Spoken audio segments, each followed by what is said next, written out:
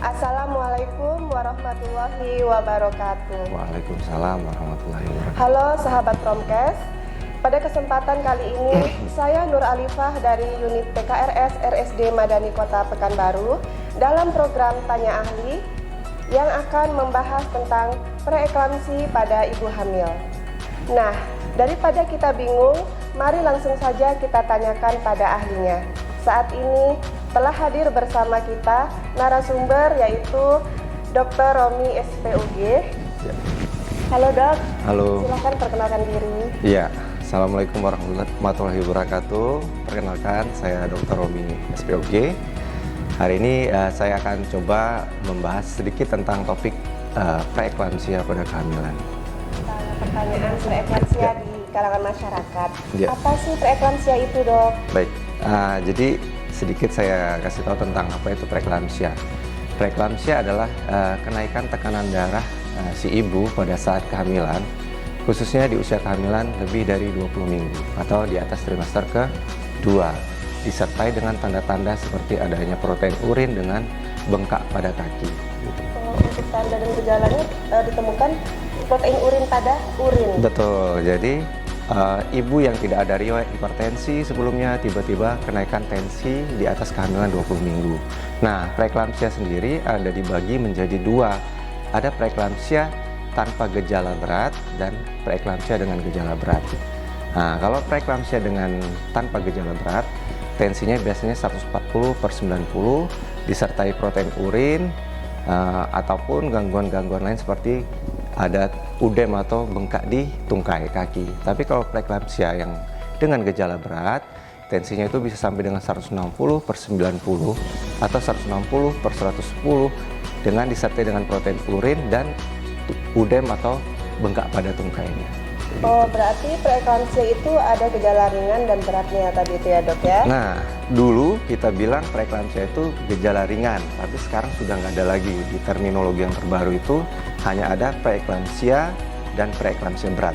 Jadi kalau dibilang preeklamsia ringan, banyak yang akhirnya tata laksana kehamilannya itu di bawah standar. Akhirnya sementara preeklamsia berat ini adalah bibit dari preeklamsia yang dulu dibilang preeklamsia ringan atau tanpa gejala. Nah, sehingga terminologi yang terbaru cuma ada dua, preeklamsia tanpa gejala berat dan preeklamsia dengan gejala berat. Gitu. Baik dokter, ada lagi nih dokter, pertanyaan selanjutnya ya.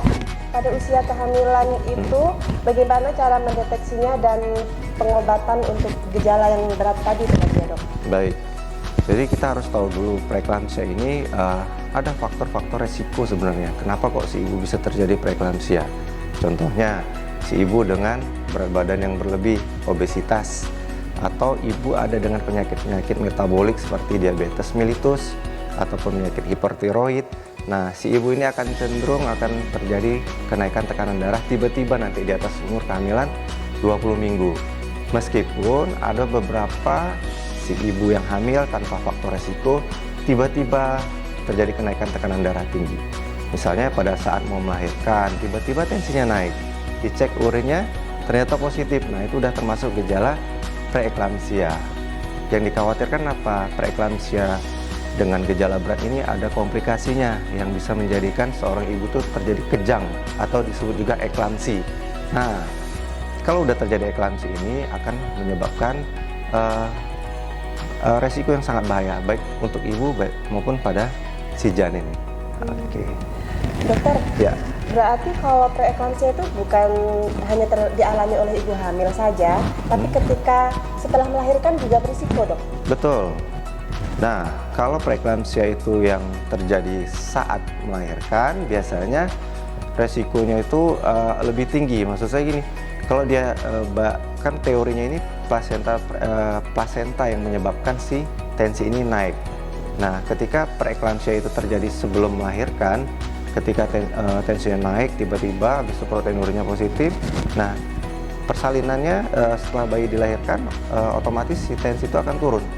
Nah, ada juga suatu kondisi disebut juga preeklamsia postpartum atau setelah melahirkan. Nah, ini si penyebab penyakitnya udah diambil, tapi kok masih tinggi juga. Nah, justru tantangan kita kalau terjadi preeklamsia postpartum itu dia lebih berbahaya daripada preeklamsia yang sebelum lahiran gitu. Karena apa? Si plasenta udah dilahirkan, tapi tensi tetap tinggi juga. Oke. Kemudian untuk terapi ataupun pengobatannya bagaimana dok? Nah, untuk pengobatan sendiri kita membagi berdasarkan usia kehamilan dan berdasarkan klasifikasi apa dia preeklamsia saja atau preeklamsia berat. Kalau dia preeklamsia saja tanpa gejala berat, biasanya kalau ditemukan di bawah umur kehamilan 36 minggu, kita tata laksana dengan pemantauan tensi. Jadi setiap minggu itu si ibu minimal 2-3 kali akan dicek tensinya. Nah, kemudian ada parameter lain seperti kadar trombositnya, serum kreatinin dari ginjalnya, kemudian ada satu lagi fungsi enzim di hati atau disebut juga SGOT, SGPT. Karena pada preeklamsia gejala berat itu tiba-tiba tensinya naik, kemudian ada gangguan yang saya bilang tadi, gangguan di trombosit bisa turun, trombositopeni namanya, atau peningkatan enzim hati, terjadi peningkatan SGOT, SGPT, atau peningkatan dari kreatinin dari serum kreatinin dari ginjal. Nah, ditambah dengan protein urin yang positif. Nah, ada juga gejala tambahan seperti mual, ada muntah, nyeri kepala yang hebat. Kemudian kalau yang ada komplikasi terjadi retensi cairan di paru, disebut juga namanya udem paru atau masuknya cairan di paru-paru sehingga ibunya sesak, biasanya begitu. Nah, kalau kita ketemu preeklamsia tanpa gejala berat ini di bawah 36 minggu seperti saya bilang tadi, kita pantau tensinya. Setiap minggu si ibu kita pantau, minimal 3 hari sekali dia dicek tensinya. Kalau tensinya masih stabil di 140 ke bawah, nah kita lanjutkan observasi sampai 36 minggu, baru kita lahirkan. Kemudian kalau kita ketemu preeklamsia tanpa gejala berat di 36 minggu, ya bisa langsung dilahirkan.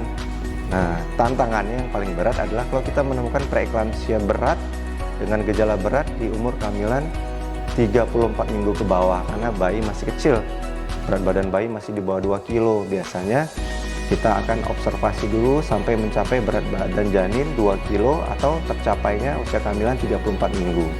Nah, dengan catatan tidak ada komplikasi saat kita melakukan pemantauan. Tapi kalau preeklamsia dengan gejala berat ini ditemukan di atas kehamilan 34 minggu, maka obatnya adalah dilahirkan. Karena apa? Itu tadi sumbernya itu si plasenta. Salah satunya plasenta. Sangat berbahaya sekali ya dok ya? Betul, yang kita khawatirkan adalah terjadinya eklamsi, komplikasi akhir dari preeklamsia berat tadi. Kejang ya dok ya? Kejang. Coba bisa bayangkan kalau terjadi kejang, si ibu dalam kamar mandi ya kan, dan nggak ada yang lihat, nah, bisa cedera kemana-mana. Oke. Sangat penting sekali untuk memeriksakan kehamilan karena guna mendeteksi adanya gangguan-gangguan sama kehamilan seperti preeklamsia ya dok ya. Iya, betul. Dokter, untuk mengakhiri perbincangan kali ini ada pertanyaan terakhir yang sangat penting sekali dok. Apabila mengalami preeklamsia pada kehamilan pertama, akankah berulang lagi dok pada kehamilan berikutnya? Nah, preeklamsia ini mempunyai faktor resiko yang berulang sangat tinggi dibandingkan orang yang tidak ada riwayat sebelumnya. Jadi kalau si ibu yang pernah riwayat preeklamsia pada kehamilan sebelumnya, disarankan 3 bulan sebelum merencanakan kehamilan, kita harus dipantau dulu tensinya. Apakah tensinya sudah bagus atau tidak. Kalau tensinya masih tinggi, berarti dia sudah terjadi hipertensi kronis.